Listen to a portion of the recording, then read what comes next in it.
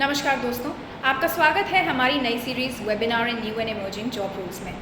आइए आज जानते हैं कि कंप्यूटर लैंग्वेजेस जैसे जावा, पाइथन सीखने के बाद आपके लिए किस तरह के रोज़गार अवसर मुमकिन है। बेसिक प्रोग्रामिंग लैंग्वेजेस और डेटा स्ट्रक्चर में प्रोफिशिएंसी हासिल करने के बाद आपके करियर ट्रेजेक्टरी में एक्सपोनेंशियल ग्रोथ पॉसिबल है। ये वो स्किल्स हैं जो कि नेसेसरी फ्रेमवर्क और टूल्स प्रोवाइड करते हैं किसी भी सॉफ्टवेयर को एफिशिएंट और फंक्शनल बनाने के लिए। इस पर विस्तार से बात करने के लिए आज हमारे साथ डॉक्टर आदर्श मालविया जी मौजूद हैं। Sir Dronacharya group of institutions में एसोसिएट प्रोफेसर के पद पर कार्यरत हैं और इन्हें इस फील्ड में एक्सपर्टीज़ हासिल है।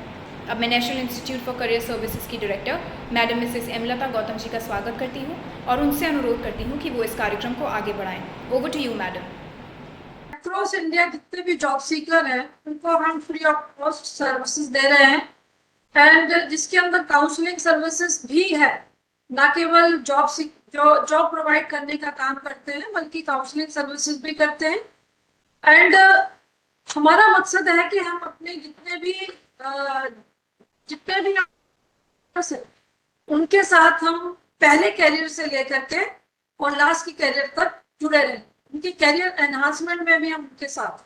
ठीक है, ये जो प्रोग्राम है ये across India 400 model career centre के थ्रू इम्प्लीमेंट किया जाता है और जो भी आज हमारे पास काउंसलर जुड़े हुए हैं वो इन्हीं मॉडल कैरियर सेंटर में कार्यरत हैं और अपनी सेवाएं जो है देश के बेरोजगार युवकों को दे रहे हैं। इस तरह की प्रोग्राम करने के पीछे हमारा मकसद है कि हर एक फील्ड के अंदर ऐसी जानकारी दिलाना ताकि जो बच्चा उस फील्ड में पढ़ना चाहे या अपना करियर बनाना चाहे वो उस फील्ड में जा सकते हैं। एंड आपको ये भी बताना चाहेंगे कि ये जो आपका वीडियो है इसको हम रिकॉर्ड करके यूट्यूब चैनल पर डालेंगे ताकि हमारे जो जॉब सीकर है वो इसको देख करके आपका जो भी विचार है उससे लाभान्वित हो सके। So thank you for joining us. मैं चाहूंगी कि अब आप अपने जो कैरियर से रिलेटेड इंफॉर्मेशन है उसे कंटिन्यू करें। हमारे जितने भी पार्टिसिपेंट्स हैं उनसे अनुरोध करूंगी कि अगर आपको कभी भी अच्छा लगता है किसी भी चीज का तो आप हमारे जो एक्सपर्ट हैं उनसे पूछ सकते हैं, क्योंकि आपने देखा होगा कि हम पिछले कई दिनों से कंप्यूटर से रिलेटेड ही आपको इंफॉर्मेशन दे रहे हैं। उसका कारण है कि आज आगे आने वाले समय में कंप्यूटर उससे रिलेटेड जो जॉब्स है, स्किल सेट्स हैं, उनकी बहुत महत्वता बढ़ रही है। दूसरी बात यह है कि कंप्यूटर छोटी सी चीज नहीं है, उसके अंदर बहुत सारे कंपोनेंट हैं।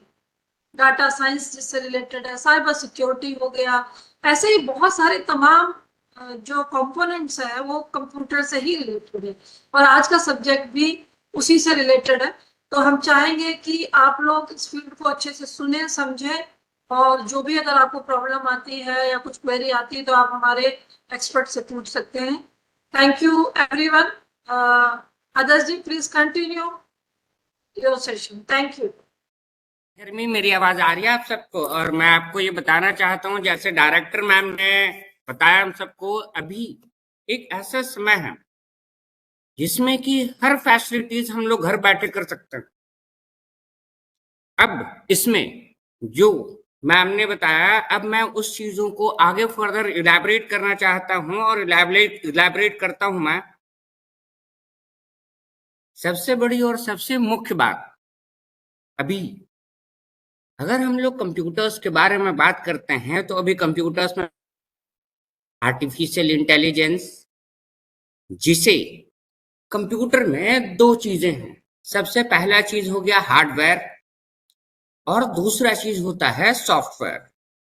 अगर हम लोग हार्डवेयर के बारे में बात करते हैं तो हार्डवेयर वो सारी चीजें हैं जिन सब चीजों को हम लोग छू सकते हैं, उसकी फिजिकल एग्जिस्टेंस हो, जैसे keyboard, mouse, motherboard, RAM, hard disk. ये सारी चीजें क्या है? ये सारी चीजें इंटरनल कंपोनेंट्स, कंप्यूटर के अंदर की चीजें हैं। अब इस चीजों को फंक्शन करने के लिए हमें सॉफ्टवेयर चाहिए।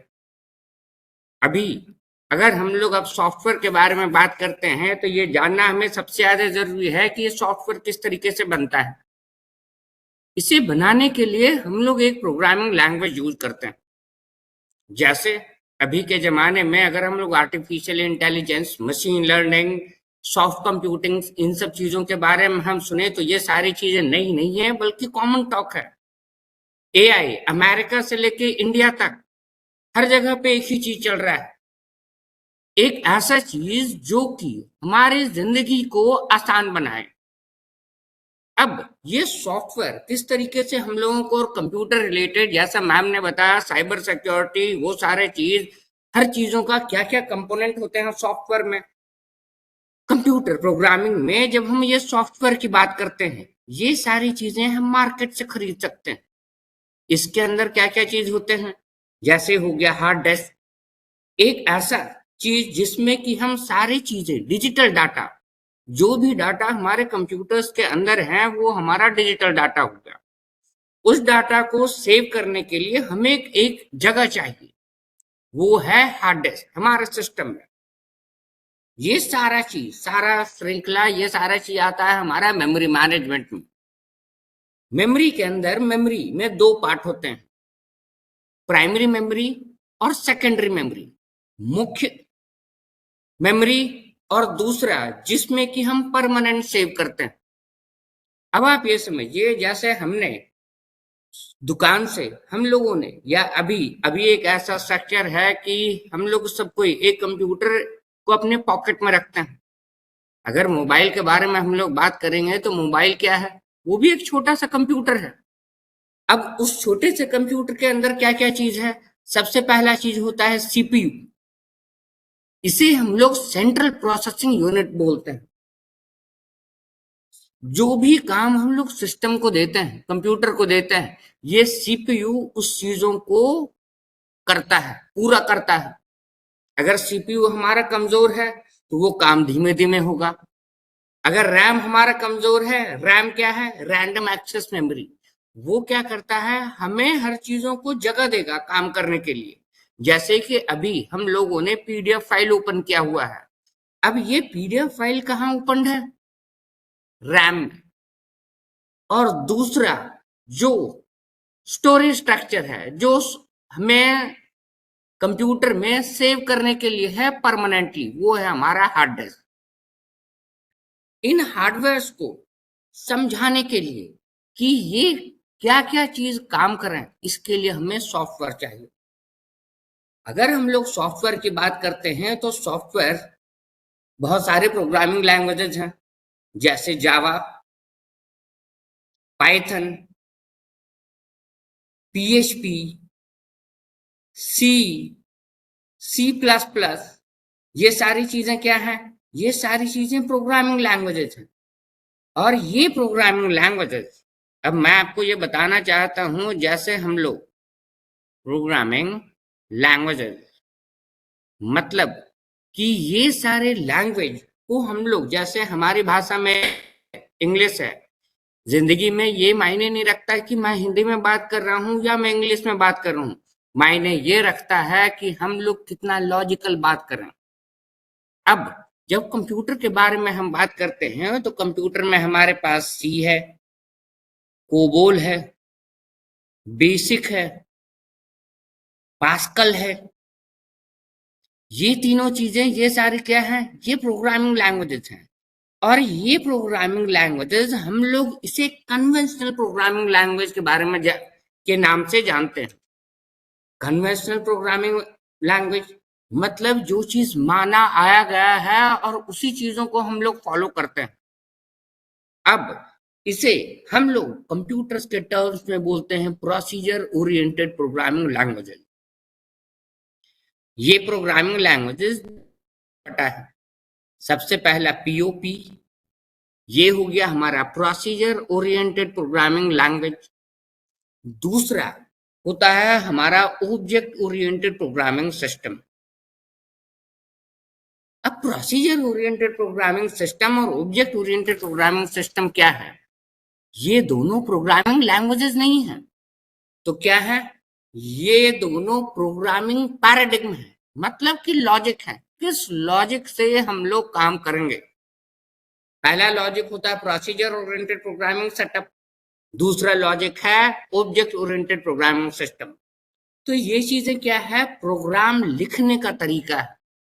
अब हम लोगों ने जितने भी प्रोग्रामिंग लैंग्वेजेस सीखे हैं, ये लैंग्वेज इस दो में से किसी एक पैटर्न पे बेस्ड है। वो कौन सा पैटर्न है? वह पैटर्न होता है, अब जैसे कौन कौन से प्रोग्रामिंग लैंग्वेजेस हम लोगों ने सीखे हैं, जो हमारे पास प्रोग्रामिंग लैंग्वेजेस हैं, जैसे सी, कोबोल, बेसिक, पास्कल, उसके बाद C plus plus, Java, Python and dot net, PHP, जितने भी प्रोग्रामिंग लैंग्वेजेस। अब प्रोसीजर, ये सारे languages C, COBOL, BASIC, Pascal, ये प्रोसीजर ओरिएंटेड प्रोग्रामिंग पैटर्न है। मतलब अब जैसे हम लोग अगर कंप्यूटर के बारे में बात करते हैं तो कंप्यूटर में सिर्फ और सिर्फ दो ही चीजें होती हैं। सबसे पहला हो गया हमारा डाटा, ये डाटा क्या है। दूसरा होता है फंक्शन। अब प्रोसीजर ओरिएंटेड प्रोग्रामिंग लैंग्वेज हमें ये बताता है कि डाटा ओपन है, मतलब कोई भी चीज इसे एक्सेस कर सकता है। अब जैसे मैं आपको साधारण सा एग्जांपल देना चाहता हूं, क्या कि ये पेन है और ये पेन अगर मेरे पॉकेट में है तो ये किसका पेन है? ये मेरा पर्सनल पेन है। तो इसे यूज करने के लिए अब जब हम लोग बात करते हैं, जैसे मैं आपको एग्जांपल दे रहा था, ये एग्जांपल है पेन का। अगर ये पेन मेरे पास है, मेरे पॉकेट में है, तो ये मेरा पर्सनल पेन है। और तो इस पर्सनल पेन को कौन यूज कर सकता है?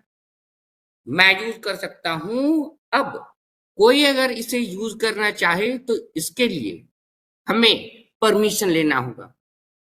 अगर हम लोग प्रोसीजर ओरिएंटेड प्रोग्रामिंग लैंग्वेज के बारे में बात करते हैं तो इसके अंदर ये जो डाटा है ये ग्लोबल है। ग्लोबल स्ट्रक्चर का मतलब ये है कि इसे कोई भी यूज कर सकता है। जैसे ये पेन अगर मेरे पॉकेट में है तो मेरा है, लेकिन अगर इस पेन को मैं धागे से बांध दूं और इस टेबल पे रख दूं तो इस पेन को सभी यूज कर सकते हैं। तो ये जो पेन है ये क्या है, ये ग्लोबल हो गया है। अब इसे कोई भी यूज कर सकता है। और दूसरा पैटर्न क्या है, इस पेन को अपने पॉकेट में रख लिया मैंने और परमिशन लेना होगा। तो हमारे पास दो धाराएं हैं, दो तरीका है डाटा को हैंडल करने का। पहला, जिसमें कि डाटा ओपन है और हर कोई कर सकता है। दूसरा, ऑब्जेक्ट ओरिएंटेड प्रोग्रामिंग सिस्टम, जिसमें कि डाटा टाइड है, डाटा मेरे पॉकेट में है और इसे यूज करने के लिए हम सबको परमिशन लेना होगा या विजिबिलिटी या एक्सेस मोड हमें कवर करना होगा। तो ये जो हमारा पैटर्न है, जैसे हमारी है सी लैंग्वेज, कोबोल, बेसिक, पास्कल, तो ये सारी प्रोग्रामिंग लैंग्वेजेस में जो हमारे पास डाटा है वह ग्लोबल है और उससे कोई भी यूज कर सकता है। अब excuse me sir, oriented programming language मतलब ये ऐसा काम करने का तरीका है जब हम सिर्फ और सिर्फ डाटा के बारे में बात करते हैं। अब इसमें जो हम लोग बात कर रहे हैं, दो चीजों के बारे में बात करते थे, पीओपी और ऑब्जेक्ट ओरिएंटेड प्रोग्रामिंग सिस्टम। जब हम लोग कंप्यूटर्स के बारे में बात करते हैं, इसमें दो चीजें हैं, डाटा और फंक्शन। अब इसे समझने की आप लोग कोशिश करिए। जब हम लोग सिर्फ और सिर्फ डाटा की बात करेंगे तो उस समय ये आता है concept procedure oriented programming system. ये क्या है? ये एक प्रोग्रामिंग लैंग्वेज नहीं है, बल्कि प्रोग्राम लिखने का तरीका है। जैसे सी, कोबोल, बेसिक, पास्कल, ये सारे प्रोग्रामिंग लैंग्वेजेस सिर्फ और सिर्फ डाटा के बारे में बात करते हैं। जब ये डाटा के बारे में बात करते हैं तो इसमें डाटा ग्लोबल होता है, मतलब कि इसमें सिक्योरिटी कम है। उसके बाद जो हमारा दूसरा प्रोग्रामिंग स्ट्रक्चर है वो होता है object oriented programming system. Python, Java, C plus plus, ये सारे प्रोग्रामिंग लैंग्वेजेस हम लोगों को ऑब्जेक्ट ओरिएंटेड प्रोग्रामिंग सिस्टम के तरफ लेके जाता है। ऑब्जेक्ट ओरिएंटेड प्रोग्रामिंग सिस्टम मतलब कि इसमें हम लोग डाटा के साथ साथ फंक्शंस को भी टाई अप करेंगे। और प्रोसीजर ओरिएंटेड में क्या था, हम लोग सिर्फ और सिर्फ डाटा के बारे में बात करेंगे। अब जब हम लोग डाटा, अब मैं आपको इसे लॉजिकली समझाता हूं किस तरीके से ये स्ट्रक्चर है। डाटा, दिस, ये हो गया हमारा procedure oriented programming system. Data plus function, ये हो गया हमारा ऑब्जेक्ट ओरिएंटेड प्रोग्रामिंग सिस्टम। अब सी, ये सारी प्रोग्रामिंग लैंग्वेजेस सिर्फ और सिर्फ डाटा के बारे में बात करती। ऑब्जेक्ट ओरिएंटेड प्रोग्रामिंग सिस्टम जैसे पाइथन, जावा, .NET। और अब जितनी भी प्रोग्रामिंग लैंग्वेजेस हमारे पास आते हैं वो सारे ही सारे ऑब्जेक्ट ओरिएंटेड प्रोग्रामिंग सिस्टम पे बेस्ड हैं। सबसे पहला चीज, अब अभी हम लोग अगर अभी हर जगह पे हम लोग अगर देखते हैं तो सबसे बड़ा क्रेज होता है आर्टिफिशियल इंटेलिजेंस का। उसका लॉजिक क्या है और कौन कौन से लैंग्वेजेस ऐसे हैं जो हमें वैसा सॉफ्टवेयर या ऐसा सेटअप बनाएंगे जो कि हमें मदद करेगी ताकि हम आर्टिफिशियल इंटेलिजेंस की ऐसी सेटअप हम लोग कवर कर सकें। पहला, इसमें 3 हिस्से होते हैं। सबसे पहला हो गया आर्टिफिशियल इंटेलिजेंस।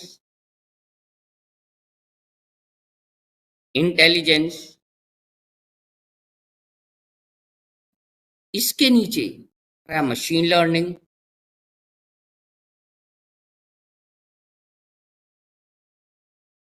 और इसके नीचे हमारा आता है डीप लर्निंग।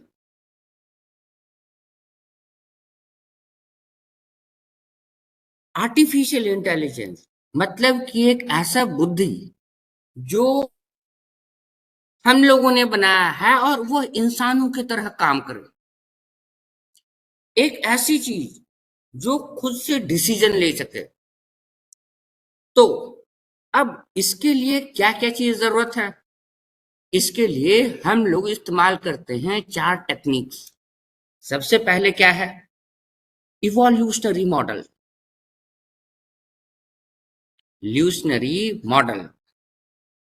अब ये इवोल्यूशनरी मॉडल क्या है, जब हम लोग आर्टिफिशियल इंटेलिजेंस एक्सपर्ट सिस्टम के बारे में बात करते हैं तो ये चीजें 3 हिस्से में बटा है। सबसे पहला चीज हमारा होता है नॉलेज बेस,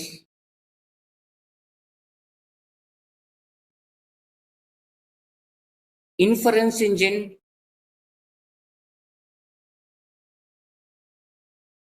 और यूजर। अब सबसे पहला चीज हो गया हमारा नॉलेज बेस। अब मैं आपको, जब हम लोग अभी सिस्टम्स को या कंप्यूटर को सोचने की शक्ति या सोचने की क्षमता देते हैं तो वो किस तरीके से बढ़ता है। अब मैं आपको बताता हूं कि आज से 2 साल पहले जब आप थे, हम सब थे, मुझे थोड़ा कम नॉलेज था। पिछले 2 सालों में क्या किया कि हम सब, पहले और आज में फर्क है। तो क्या फर्क है, हमने अपने दिमाग में ज्यादा से ज्यादा डाटा डाला। आज से 2 साल पहले से 5 साल पहले पाइथन मार्केट में नहीं था, उस टाइम जावा था। सिर्फ और सिर्फ जावा को डिफीट करने के लिए माइक्रोसॉफ्ट ने .NET टेक्नोलॉजीज निकाली। क्यों? क्योंकि जावा में हम लोग एप्लीकेशन बना सकते हैं, जावा में हम लोग वेबसाइट बना सकते हैं, और वही चीज .NET टेक्नोलॉजीज में आई। जब हम लोग .NET टेक्नोलॉजीज में बात करते हैं, इसमें भी हम लोग एप्लीकेशन बना सकते हैं, इसमें हम लोग पाइथन बना सकते हैं, इसमें हम लोग वेबसाइट बना सकते हैं और सेटअप बना सकते हैं। उसके बाद जब अभी हम लोग पाइथन के बारे में बात करते हैं तो आप ये समझिए मेन चीजें हो जाती है जो हमें दूसरों से अलग करती है, वो है हमारा नॉलेज बेस। अपने जिंदगी में या कंप्यूटर्स जितनी भी प्रॉब्लम को फेस करता है और उसकी सॉल्यूशन क्या है, ये सारा चीज हम लोग नॉलेज बेस में ऐड करते हैं।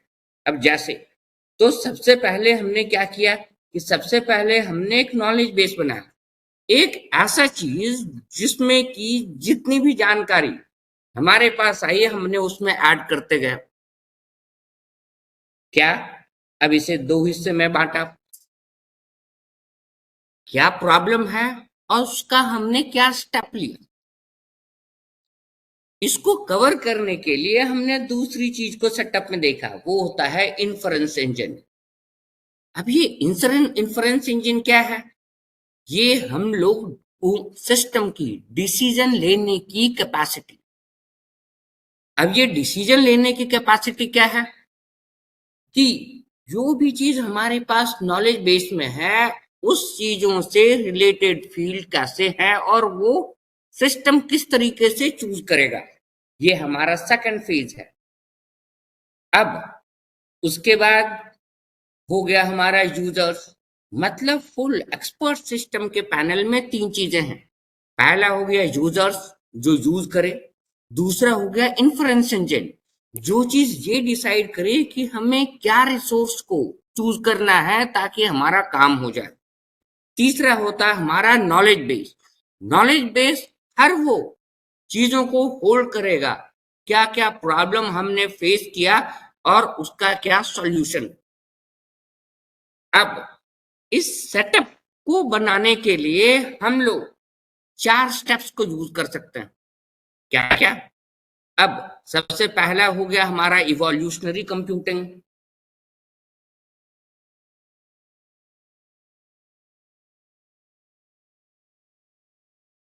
नरी कंप्यूटिंग।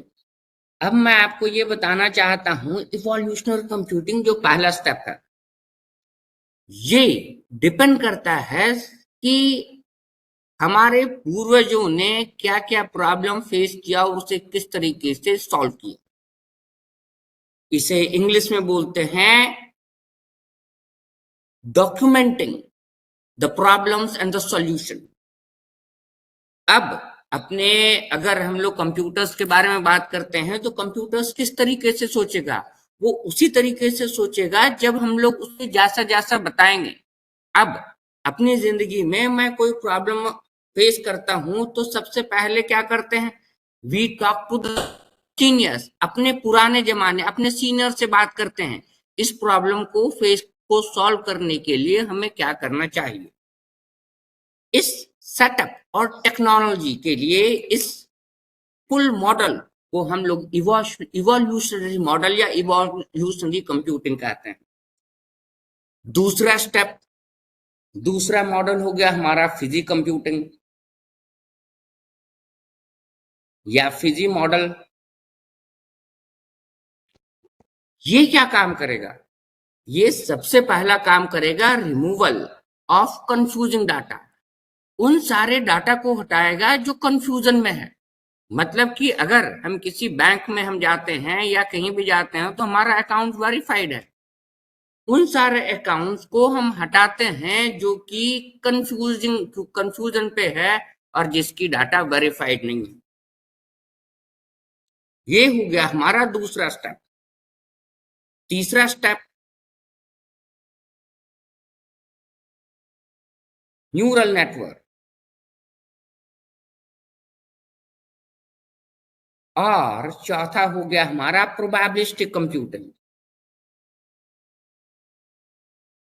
लिस्टिक कंप्यूटिंग। प्रोबेबिलिटी, ये प्रोबेबिलिस्टिक कंप्यूटिंग के बारे में हम लोग बात करेंगे तो प्रोबेबिलिस्टिक कंप्यूटिंग हर वो चांसेस या हर वो तुक के बात करेगा। मतलब कि अगर हमारे पास हम कॉइन उछालते हैं तो वो जब नीचे गिरेगा तो उसके सिर्फ और सिर्फ दो ही चांसेस हैं, या तो हेड आएगा या टेल आएगा और कुछ नहीं आ सकता है। तो ये चीज क्या है कि वो सारा हमने क्या किया, प्रोबेबल चांसेस में लिया। कि आगे जाकर के क्या होगा। तो अब पहला step evolutionary computing, Fiji model और प्रोबेबिलिस्टिक कंप्यूटिंग, इस 3 से हमने मॉडल तैयार किया। न्यूरल नेटवर्क ये हमारा डिपेंड करता है सबसे पहले brain. Neurons are the smallest unit of the brain. Neurons अपनी दिमाग का, बुद्धि का सबसे छोटा कण है। वो कण कैसे बढ़ता है? अगर हम किताब पढ़ते हैं तो हमारे पास ज्यादा नॉलेज आता है और वो नॉलेज एक दूसरे से लिंक रहता है। ये जो हमारा ब्रेन है, हमारी जो बुद्धि है, वो सिर्फ ऐसे नहीं है कि अपने आप वो हर चीजों से, हर अंग से जुड़ा हुआ है। हम हर दिन नए दिन जीते हैं, नए डाटा हमारे दिमाग में जाते हैं और हम उसी को तजुर्बा कहते हैं। तो ये जो हमारे पास 4 स्टेप है, इन 4 स्टेप से हम एक्सपर्ट सिस्टम या आर्टिफिशियल इंटेलिजेंस का मॉडल बना सकते हैं। अब जब हम लोग कैसे बनाएंगे, इसके लिए हम लोग कोई एक प्रोग्रामिंग लैंग्वेज यूज करेंगे, पाइथन, जावा, डॉट नेट। अब हम लोग डॉट नेट के बारे में बात करते हैं तो ऑब्जेक्ट ओरिएंटेड प्रोग्रामिंग सिस्टम और पैटर्न, इसके फीचर्स हैं। इसके 7 फीचर्स हैं। सबसे पहला हो गया क्लास प्लस ऑब्जेक्ट। दूसरा हो गया इनकैप्सुलेशन।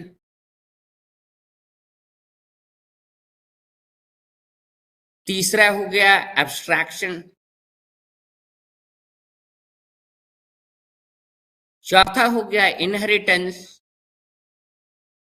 अब ये जो हम लोग बात कर रहे हैं, ये सिर्फ और सिर्फ पाइथन या जावा की नहीं, वो सारी प्रोग्रामिंग लैंग्वेजेस की जो ऑब्जेक्ट ओरिएंटेड प्रोग्रामिंग सेटअप को यूज करता है। मतलब प्रोग्राम लिखने का हम लोग वो तरीका है, उसमें क्या क्या चीज है? Class, object, encapsulation, abstraction, inheritance, polymorphism and dynamic binding. अब सबसे बड़े इसमें मजे की बात क्या है? अब क्लास, अब मैं आपको बताना चाहता हूं, ये सारी जितनी भी प्रोग्रामिंग लैंग्वेजेस हैं,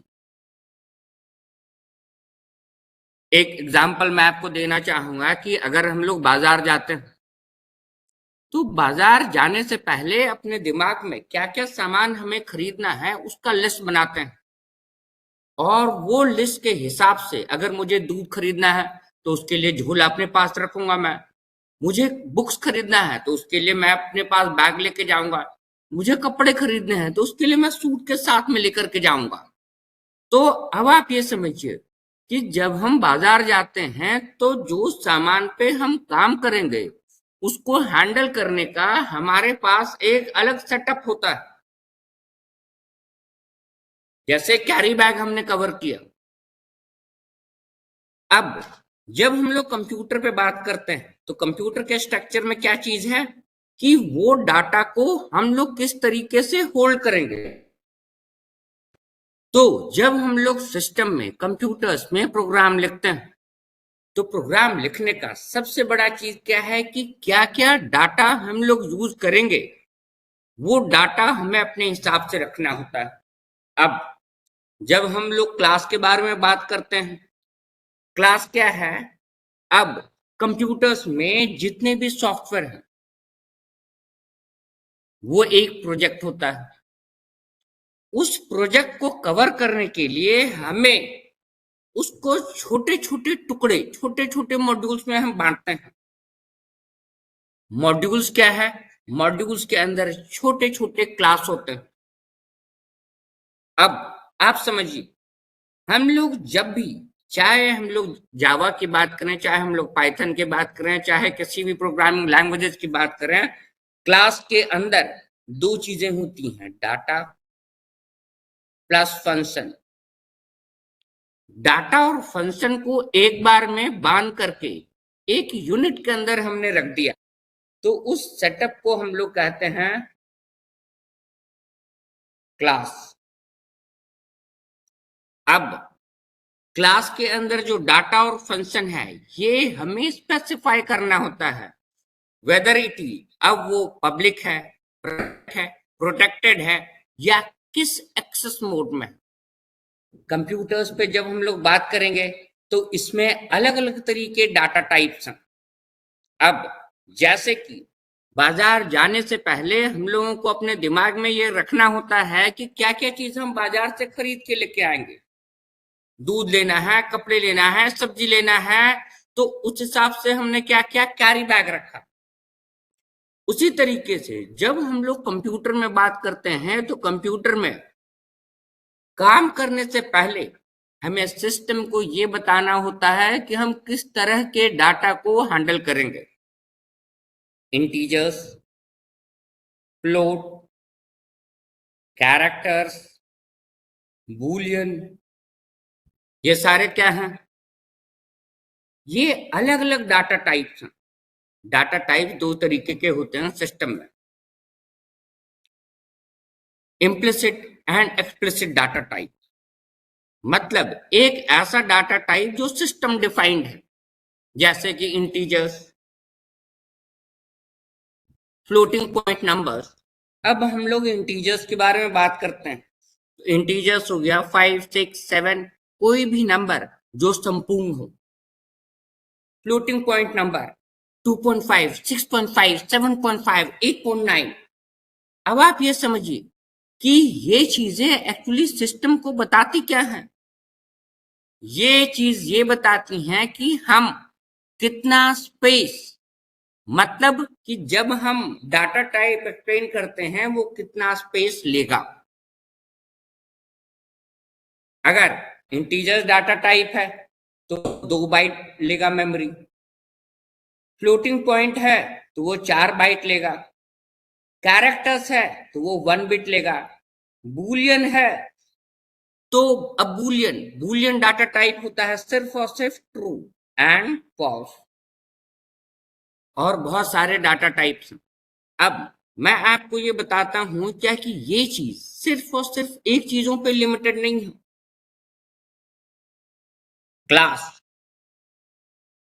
क्लास के अंदर सिर्फ और सिर्फ 2 चीजें हैं, data type, wide show data.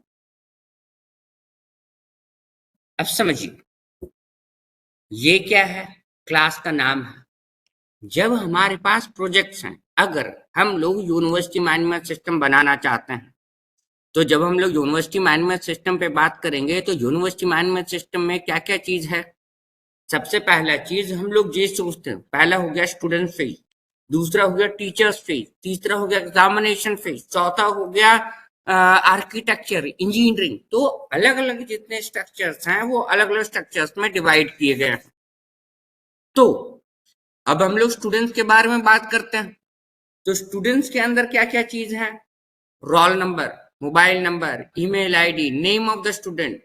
तो उसके अंदर जो भी चीज डाटा है वो सारे डाटा को हम लोगों यहाँ पे होल्ड करेंगे। उसके बाद उस डाटा को एक्सेस करने के लिए हम लोग फंक्शंस डालेंगे। तो क्लास के अंदर क्या चीजें होती हैं? सिर्फ और सिर्फ 2 चीजें, data plus functions. This is what is the class. अब क्लास में जितने भी डाटा और फंक्शंस हैं इसको एक्सेस करने के लिए हम लोग बनाते हैं ऑब्जेक्ट्स। ऑब्जेक्ट क्या है? अब जैसे हमने क्लास में बनाया, क्लास में सिर्फ और सिर्फ डाटा और फंक्शंस हैं। इस क्लास के जो ऑब्जेक्ट है S1, S2, S3, ये S1, S2 और S3 इस चीजों को एक्सेस कर सकते हैं। तब एक्सेस कर सकते हैं जब उसकी एक्सेसिबिलिटी मोड पब्लिक हो।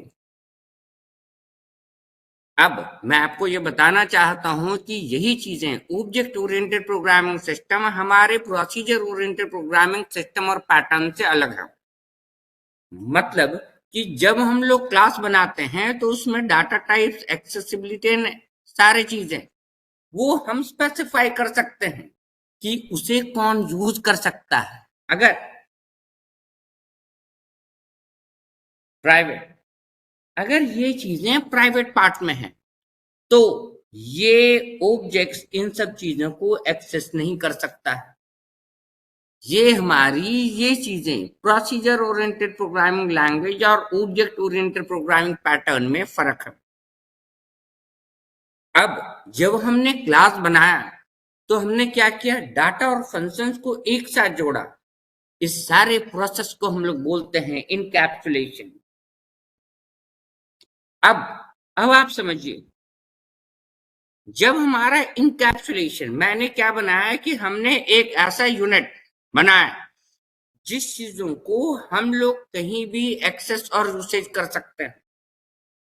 वो करने के बाद दूसरी चीजें हमारे पास है एब्स्ट्रैक्शन। एब्स्ट्रैक्शन क्या है? Hiding the internal details and showing the essential features. मतलब कि अंदरूनी चीज को हम लोग छुपा सकते हैं और सिर्फ वो सारी चीजें हम देख सकते हैं जो चीज सिर्फ जरूरी हो। अब जैसे मैं मार्केट गया और मार्केट जा करके मैं अपने लिए मैं लैपटॉप खरीदा, तो मैं वहां पे स्विच ऑन करके सारा सेटअप में चेक करूंगा क्योंकि वो सारी चीजें जरूरत है। लेकिन वो सारी चीजें मैं कवर नहीं करूंगा कि जो चीजें अंदर में है। वहां पे हम लोग लैपटॉप खोल करके नहीं देखते हैं, तो हम लोग क्या देखते हैं, हम लोग वो सारे सेटअप्स देखते हैं जो चीजें जरूरत है। इस सेटअप को हम लोग एब्स्ट्रैक्शन बोलते हैं। अब एब्स्ट्रैक्शन क्या हो गया, वो चीजें दिखाना। अब मैं आपको ये बताना चाहूंगा क्या कि ये देखिए, ये प्राइवेट पार्ट है, अब इसे पब्लिक पार्ट है। इसे हमने हिडन किया और इसको शो किया। इस सेटअप को हम लोग बोलते हैं एब्स्ट्रैक्शन। और इस सेटअप को जहां पे हमने सिर्फ और सिर्फ प्राइवेट यूज किया है, मतलब हमने डाटा को हाइड किया है, वो हो गया हमारा डाटा हाइडिंग। तो इनकैप्सुलेशन, एब्स्ट्रैक्शन और डाटा हाइडिंग, ये तीन टर्म उससे रिलेटेड हैं जैसे कि हमने क्लास बनाया। और जब हमने क्लास बनाया तो इसके अंदर कौन से ऐसे फैसिलिटीज और स्ट्रक्चर हैं जो कि हम एक्सेस कर सकते हैं। अब मैं आपको बताना चाहूंगा कि ये सारे जो प्रोग्रामिंग पैटर्न हैं, ये प्रोग्रामिंग पैटर्न हमें तरीका बताते हैं कि किस तरीके से काम किया जाए। जैसे प्रोसीजर ओरिएंटेड सेटअप है और ऑब्जेक्ट ओरिएंटेड प्रोग्रामिंग सेटअप है। तो ये दो चीजें हैं। अगर हम सॉफ्टवेयर बनाते हैं तो जनरली हम लोग ऑब्जेक्ट ओरिएंटेड प्रोग्रामिंग सिस्टम और पैटर्न पे जाते हैं, इसलिए क्योंकि वहां पे डाटा सिक्योर्ड है और एक्सेसिंग मैकेनिज्म्स का वैलिडेशन है। और मैं आप सबसे पूछना चाहूंगा, आप सब में से किसी को कोई दिक्कत, कोई सवाल है तो आप मुझसे पूछ सकते हैं। Just 1 minute. Okay fine, perfect. I will be explaining you the Python perfect. Actually हाँ, अब मैं आपको बताता हूँ क्या कि पाइथन अपॉर्चुनिटीज और पाइथन कहाँ कहाँ पे यूज होता है। सबसे पहले चीज आर्टिफिशियल इंटेलिजेंस में। अब क्या क्या चीजें हैं, इसके लिए दो एप्लीकेबिलिटी है। पाइथन से हम लोग एप्लीकेशन बना सकते हैं और पाइथन से हम लोग वेबसाइट बना सकते हैं। अब जब हम लोग यूज करेंगे पाइथन, कोई भी चीज दो हिस्से में बटा है। बस 1 मिनट, आप लोग देख पा रहे हैं स्क्रीन, ये हो गया हमारा फ्रंट एंड, दूसरा होता है हमारा back end. Now understand that front end, front end वो चीजें होती हैं जो चीज हम लोग देख सकते हैं, just like whatever we can see. The back end, now understand, let me explain you. When we talk about the front end, to whatever we can see on the website, just like for example, I will give you an example. This is just a simple website which is developed by me. So what is this? Whatever you can see, ये website HTML CSS bootstrap में design किया गया है। HTML CSS bootstrap, ये क्या है? ये front end है, जो भी चीज हम लोग देख पाते हैं। अब ये सेटअप या एप्लीकेशन हमने जो बनाया, इसे हम लोग डाटाबेस से कनेक्ट करते हैं। इस डाटाबेस से कनेक्शन के लिए हमें एक बैकएंड लैंग्वेज चाहिए। वो बैकएंड लैंग्वेज क्या है? या तो पाइथन है, या पीएचपी है, या जावा है। पाइथन और जावा सीखने से हम लोग गेम बना सकते हैं, एप्लीकेशन बना सकते हैं, वेबसाइट बना सकते हैं, एंड्रॉयड बेस्ड एप्लीकेशन बना सकते हैं। और जावा एक ऐसी, पाइथन एक ऐसा। अब मैं आपसे पूछना चाहता हूं क्या कि अगर एक सॉफ्टवेयर है जो हम लोग पाइथन से बनाएंगे और दूसरा सॉफ्टवेयर है जावा से बनाएंगे, आप सब मुझे पहले अपने तरफ से कुछ सवाल पूछे और मुझे बताइए कि आप लोगों को किस तरीके की सवाल हैं। You can type me the questions in the chat box. Using Python we can work on the data analysis. Data analysis क्या है? अभी जितनी भी मार्केटिंग स्ट्रैटेजी है, जब हम लोग वेबसाइट ओपन करते हैं तो अलग तरीके का एडवर्टाइजमेंट देखते हैं। वो एडवर्टाइजमेंट बनाया गया है जावास्क्रिप्ट में, लेकिन पाइथन की एप्लीकेबिलिटी ये है कि कौन सा एडवर्टाइजमेंट कहां पे और कब दिखेगा, ये हमें पाइथन बताता है। और डाटा एनालिसिस क्या काम करता है, अब मैं आपको बताना चाहता हूं। क्या कि जैसे मैंने वेबसाइट ओपन किया तो मैंने देखा कि उसमें कार की एडवर्टाइजमेंट आ रही है। तो कार की एडवर्टाइजमेंट कैसे आई? क्योंकि सिस्टम ने मेरी सारी एक्टिविटी को नोट किया। किस चीजों में? कुकीज में। That is the temporary variable. ये एक छोटा सा एक ऐसा मेमोरी, कैश मेमोरी की तरह होता है जहां पर कि हमारी एक्टिविटी को स्टोर करता है। तो पाइथन जो हमारी सबसे बड़ी एप्लीकेबिलिटी है वो यूज होती है डाटा एनालिसिस में। डाटा एनालिसिस जितनी भी सोशल मीडिया पे मार्केटिंग स्ट्रैटेजी चल रही हैं, वो सारी चीज इन सब चीजों पे बेस्ड है। Are you getting it, Sachin? You can ask me any more further questions. मेरी आवाज आ रही है आप सबको? आप सब में से अगर आपको जितने भी सवाल हैं आप मुझसे पूछ सकते हैं कंप्यूटर से रिलेटेड। इसमें मैं आपको बताना चाहता हूं क्या कि दो चीजें हैं, फ्रंट एंड और बैक एंड। फ्रंट एंड हो गया डिजाइनिंग पार्ट, बैक एंड हो गया कम्युनिकेशन विद द डाटाबेस। मतलब कि जब हमने कोई एप्लीकेशन बनाया, उस एप्लीकेशन को हम लोग डाटाबेस में, नो, अंडरस्टैंड दैट डियर, कोई भी प्रोग्रामिंग लैंग्वेजेस सिर्फ एक पाइथन क्या है, अकेले कभी काम नहीं करता है। अब हम कोई एप्लीकेशन बना रहे हैं, the first thing what is that right now, अभी जो हमारे पास सिचुएशन है ये है कि पाइथन के फुल बेसिक्स को कवर करने के बाद हम खुद अपने से प्रोजेक्ट बनाएं। मैं आपको बताना चाहता हूं कि देश के गवर्नमेंट ने 500 करोड़ से ज्यादा सिर्फ और सिर्फ इसलिए इन्वेस्ट किया कि बच्चे अपनी टैलेंट, पाइथन की पावर को समझ करके खुद एक एप्लीकेशन बनाएं। अब आप अपने लिए एक वेबसाइट बना सकते हैं। जब आप अपने लिए एक वेबसाइट बनाना चाहेंगे तो आपको HTML, CSS, बूटस्ट्रैप सीखना होगा। किस चीज के लिए? डिजाइनिंग के लिए। बैकएंड के लिए पाइथन यूज करते हैं हम लोग। मार्केटिंग के लिए हमें कोई दूसरा एग्जीक्यूटिव रखना होगा। तो सबसे पहले चीज क्या है कि ये सारा चीज एक टीम वर्क है, किसी एक का काम नहीं है। Now understand that Indian universities have the perfect strategy. अगर वो सारे हम अपने कोर्सेस में सारा चीज जब हम देखते हैं, सारे कोर्सेस को हम अपने अपने तरफ से देख लिया, अब उस चीजों को हम अपने तरफ से किस तरीके से यूज कर सकते हैं। जैसे मैं आपको बताना चाहता हूं कि ये जो आपने वेबसाइट देखा, ये मैंने तब बनाया था जब मैं एज ए सीख रहा था। Are you getting it? Now you can make the similar website. Data, meta data and raw data. Now understand data क्या है। I have the list of all the data. When information, data is processed, it becomes information. For example, I'm talking about the raw data. Raw data क्या होता है? Marketing executive randomly market में घूमते हैं और लोगों से उनकी राय लिया और उनके डाटा लिया। That is the raw form of data. When we get the raw form of data, we process the data and categorize the data. वो हो गया हमारा डाटा।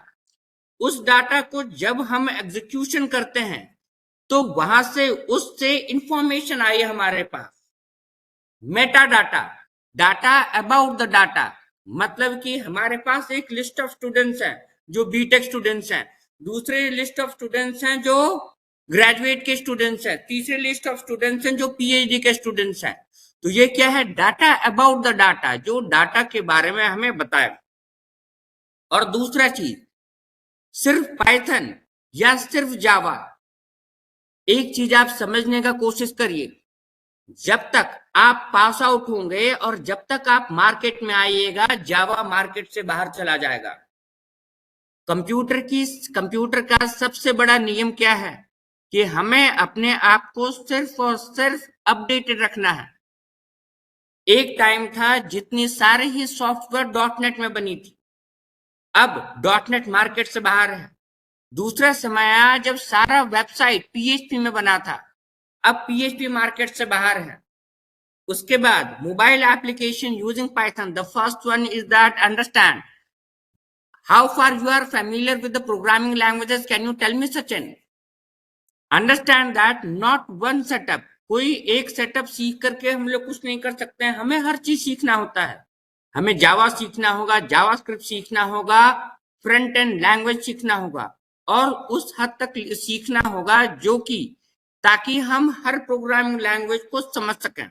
अब जैसे मोबाइल एप्लीकेशन के लिए हम लोग बात करेंगे तो आप सबसे पहले पाइथन के लिए यूज होता है हमारा py4, Django server framework. Django framework किस लिए यूज होता है? पाइथन की ये वेब एप्लीकेशन की फ्रेमवर्क है जो कि हमें ये बताएगी कि हम एक वेबसाइट को किस तरीके से लोकल सर्वर पर रन करें। तो अब पाइथन इतना बड़ा है, वो अलग अलग फ्रेमवर्क देता है। उसके बाद पाइथन के पास इनबिल्ट लाइब्रेरी और पैकेज हैं जो कि हमें वेबसाइट डिजाइनिंग में मदद करती हैं। तो अब आप ये समझिए क्या कि अगर मैं खुद से पाइथन से डिजाइन करना चाहता हूं तो मैं खुद से कर सकता हूं, या HTML CSS बूटस्ट्रैप से डिजाइन करना चाहता हूं तो वो चीजें हम लोग डिजाइन कर सकते हैं। उसके बाद अब now understand dear student certification course. इसको समझिए, सर्टिफिकेशन कोर्स हर जगह क्या होता है, वो हमें ये बताता है क्या कि हमारी स्किल क्या है। हमारी सर्टिफिकेशन कोर्स के बेस पे कंपनी में हमें प्रोजेक्ट मिलते हैं। अब मैं पाइथन सर्टिफाइड हूं तो मुझे पाइथन के प्रोजेक्ट में दिया जाएगा, मैं सन सर्टिफाइड हूं तो मुझे जावा के प्रोजेक्ट में दिया जाएगा, मैं माइक्रोसॉफ्ट नेटवर्किंग सर्टिफाइड हूं तो मुझे डॉटनेट के प्रोजेक्ट में दिया जाएगा। और सर्टिफिकेशन जैसे सिस्को का है, अलग अलग सर्टिफिकेशन है। आप अपने सबसे बड़ी चीजें होती हैं आपकी इंटरेस्ट, आपका इंटरेस्ट किस चीजों में है, उस इंटरेस्ट को चूज करके उसे हम लोग हॉबी में और उसे अपनी कैरियर में हम लोग कवर करते हैं। Any other questions? आप सब मुझसे और सवाल पूछिए, ये मुझे बहुत अच्छा लगता है। और मैं आपको ये बताना चाहता हूँ, कंप्यूटर्स प्रोग्रामिंग लैंग्वेजेस, कोई भी एक प्रोग्रामिंग लैंग्वेजेस काफी नहीं है, हमें हर चीज सीखना होता है। अब मैं आपको पाइथन के बारे में बताना चाहता हूँ। गूगल एक ऐसी कंपनी है जो पाइथन आज से नहीं शुरू से यूज कर रही है, लेकिन पाइथन की पॉपुलैरिटी पिछले 5 साल में बढ़ा। पाइथन 1, पाइथन 2, ये क्या है? ये एंटायरली अलग लैंग्वेज है। उसके बाद आया हमारा पाइथन 3। पाइथन 3 क्या है? वो एंटायरली अलग लैंग्वेज है। क्यों? क्योंकि जितने भी हमारे नए लाइब्रेरी आए, पाइथन और जावा में क्या फर्क है? पाइथन के पास बहुत लाइब्रेरीज है, इनबिल्ट फंक्शन है, और वही काम मुझे जावा में करना होगा तो मुझे कोड लिखना होगा। आप सब में से आप सबको अगर कोई और सवाल है तो आप मुझसे पूछ सकते हैं। Yes, Sachin, if you have any other questions, you can let me know, Sachin and the other students. Difference between data, meta data and raw data, ये समझ में आया आप लोगों को? उसके बाद Indian universities have one of the perfect strategies of working. आप दुनिया में कहीं भी जाइए, इंडियन यूनिवर्सिटी का जो पैटर्न है और एजुकेशन स्ट्रक्चर है वो दुनिया में बेहतरीन में से एक है। We can create mobile, Python is used everywhere. We can create mobile application, we can create websites everywhere. We can create game. If you want to work with Java, go for Greenfoot. I'm also typing this one. You can choose the Greenfoot for Java. I'm just typing it here. Greenfoot and BlueJ for Java. And then we will go for PyCharm, which is one of the first structure of learning Python. PyCharm is one of the best which I have used. Almost it is applicable everywhere. उसके बाद the Android Studio. Get familiar about all this setup and understand. आप समझिए कि ये सारे जितने भी software हैं, इन सारे ही सॉफ्टवेयर को हमें सीखना होगा। Can you hear me? Is my voice clear to you? And let me know if you have any questions and the doubts. And dear students, the programming की लॉजिक और कंप्यूटर्स की logic एक ही होता है, क्या कि हमें हर तरफ से अपने आप को अपडेट रखना होता है। मतलब अब मैं आपको ये बताना चाहता हूं क्या कि जब आज से 10 साल पहले जब मैं आपके तरह स्टूडेंट था तो उस टाइम .NET एक बहुत ही क्रिटिकल लैंग्वेज थी। .NEट क्यों पावरफुल था? उससे हम लोग एप्लीकेशन बना सकते हैं, उससे हम लोग वेबसाइट बना सकते हैं और इस तरीके से हम लोग सेटअप बना सकते हैं ताकि वो किसी को भी डिप्लॉय या देने में या एक सिस्टम से दूसरे सिस्टम में हम लोग आसानी से ट्रांसफर कर सकते हैं। And let me, okay, any other questions? I'm just checking if I think Python alone is not enough, neither Java alone is enough. We have to cover up. We have to cover up so many programming languages. Just like for example, जो मैंने अभी आपको website दिखाया, इसका Android app भी है। Android app Flutter में बना हुआ है। अगर आप एंड्रॉयड एप्लीकेशन पे काम करना चाहते हैं या खुद से बनाना चाहते हैं जो कैजुअल हो, देन गो फॉर फ्लटर। मैं आपको बताना चाहता हूं कैरियर अपॉर्चुनिटीज डेवलपिंग और डिजाइनिंग में होती है पाइथन में, और अलग अलग प्रोग्रामिंग लैंग्वेजेस जैसे अभी हैं। अगर आप लोग गेम बनाना चाहते हैं तो उसके लिए सबसे अच्छा और सबसे सही है ग्रीनफुट यूजिंग जावा। एंड्रॉयड एप्लीकेशन के लिए यूज करते हैं पाइथन एक बहुत स्ट्रांग लाइब्रेरी है उसमें, जिससे कि ताकि हम लोग गेम बना सकें। उसके बाद फ्लटर यूज होता है हमारा गेम डेवलपमेंट में। और कैरियर अपॉर्चुनिटीज और ये सारा चीज ये डायरेक्टली डिपेंड करता है आपके ऊपर, आपका इंटरेस्ट कहाँ पे और किस तरीके से। और सचिन आप मुझे बताइए, और anybody who all yes sir, जितने क्वेश्चंस थे वो तो आप ले चुके हैं ऑलरेडी, और आई डोंट थिंक कि अब ज्यादा क्वेश्चंस हैं। जितने क्वेश्चंस थे आपने, जितनी भी क्वेरीज थी आपने उन्हें अच्छे से रिजॉल्व किया। Thank you so much sir अपना समय देने के लिए, और आपने बहुत ही अच्छा और इंटरेस्टिंग सेशन था आपका, बहुत एंगेजिंग था। काफी सारी इंफॉर्मेशन मिली है हमारे सारे पार्टिसिपेंट्स को, हमको, and we are really thankful. Thank you so much sir. और मैं सारे पार्टिसिपेंट्स को भी थैंक यू बोलना चाहती हूँ कि आप लोगों ने अपना समय निकाला, ज्वाइन किया, एंड कि आपको ये इन्फॉर्मेशन यूजफुल लगी होगी और आप ये इन्फॉर्मेशन आगे भी फॉरवर्ड करेंगे, एंड ये सब आपके आई एम श्योर आपके लिए बेनिफिशियल होगा। Thank you so much. Okay, thank you so much ma'am.